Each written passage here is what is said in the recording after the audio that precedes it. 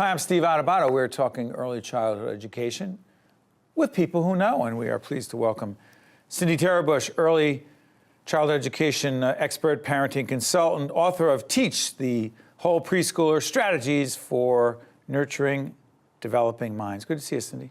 Thank you. You're part of a panel discussion we had on the word gap, right? Dealing with vocabulary issues, but we're having a larger discussion on early childhood. By the way, define early childhood. Early childhood is defined as birth to age 8. 8? 8.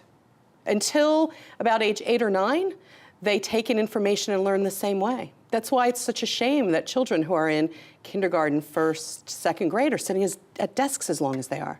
It's not how they learn best. Hold on, wait a minute. Sitting at that, like, what's the problem with sitting at a desk? You know, they just don't learn best that way. I think it's true of all of us that we learn from being active in our experience, but especially for young children. They add to their knowledge naturally when they're active and they're explorers and they're discoverers, and it's how they develop critical thinking skills. And we need to let them do that. And when you sit them down in front of a piece of paper, you do not get the same depth of learning that you do when they're exploring and experimenting. Let's play this out a little bit. The basics, you know, reading, writing, arithmetic. Has that changed at all? The way we approach it, do you mean? A, the way we approach it. B, are they not at the core of the foundation of learning for children? Well, no, I think that there's been a lot of pressure placed on that, and especially in the early childhood, the early childhood years, there's a lot of pressure on those people who are teaching 2, 3, 4, and 5-year-olds to get these children reading sooner and doing math sooner. But so much of it is developmental. They can't do it until they can do it. And in order for them to be ready to do it, there are other skills that we need to strengthen. Such as? We need to strengthen the gross motor and fine motor skills. We need to... you just jumped past that. That's jargony to me. We need to strengthen the movement in their fingers, in their bodies. Their body movement helps brain development.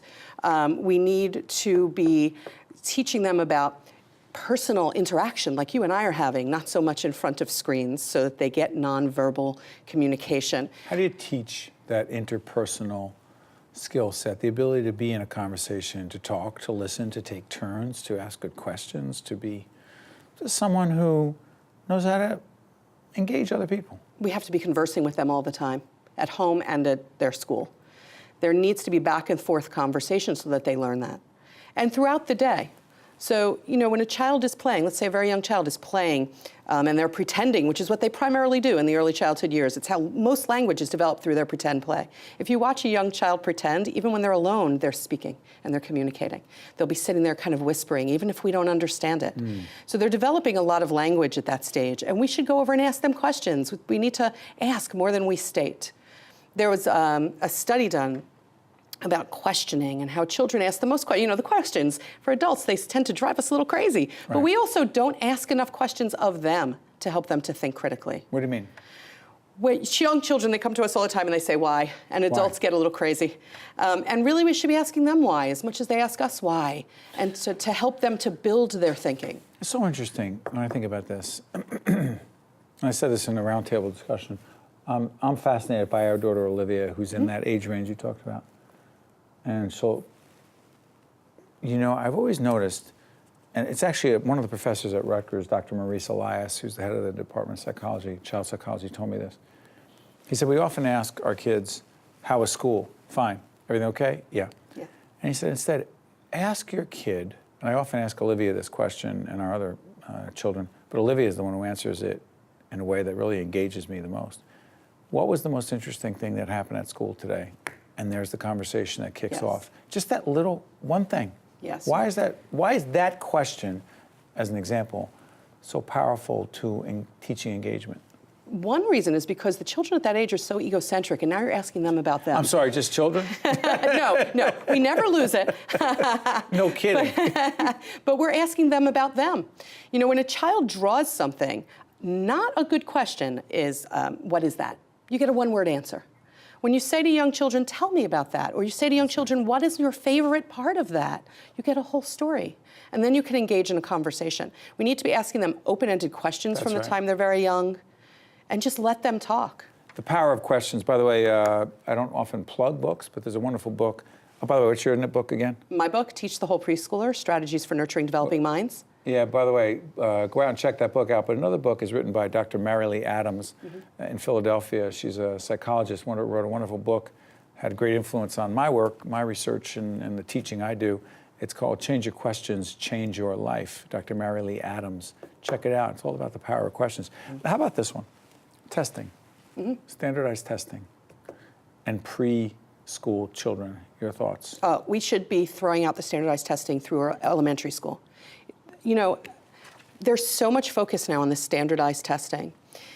And when I work with parents, I find that they're mostly afraid. And most parents are. You know, we want our children to be successful, and we fear that they won't. And then these tests loom overhead.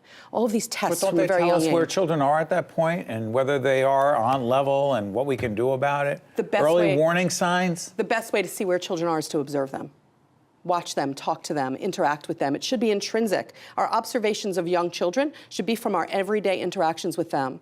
You know, what children need to learn today is very different than what we needed to learn maybe when we were younger. When I was younger and I wanted to know a fact, do you know what I had to do to get that fact? That's right. First, I had to wait. Then I had to go somewhere. I had to go maybe to a library, had to figure out where to look this up. I have 2-year-old children now telling me if they ask me a question and I say, I don't know, they tell me to Google it. They know that facts are in their pocket. They don't need that as much. What they need are the critical thinking skills, the decision making, confidence in themselves and their ability to do that. The knowledge that we're all human, we all make mistakes. And we can teach this? We can by modeling it. How do you teach a kid critical thinking skills, much less confidence? We teach them critical thinking skills by asking questions that will build on their own curiosity. Like, tell me why you did that. Tell me why you see it that way. Yes. What else can we do? So that's critical thinking. Yes. What else can we do? How else can we do that? Where do you think that will go? I was on the playground recently with a bunch of early childhood learners, and they saw an ant. You know, and they saw an ant. And of course, they just screamed and ran. And then we started to talk about how we are in the ant's home. This is where the ants live. And where do you think they find their food? And where do you think the ant is going? And it promoted a whole conversation, and they started following the ants around.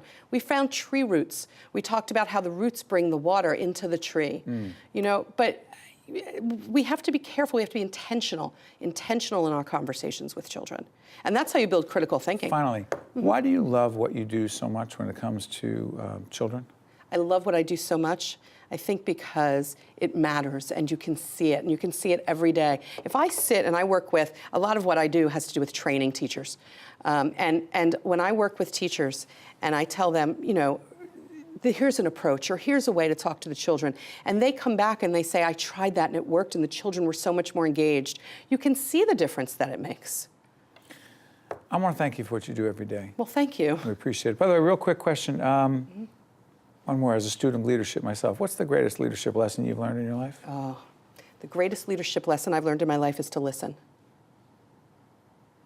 Neither one of us are going to talk right now. I'm not going to be the one interrupting. Hey, listen, Cindy, thank you so much. Thank you. Thank you for everything you do, particularly for our children. Thank you for having me. And those who teach our children. Thanks. Well done. Stay with us. We'll be right back. The preceding program has been a production of the Caucus Educational Corporation, celebrating over 25 years of broadcast excellence.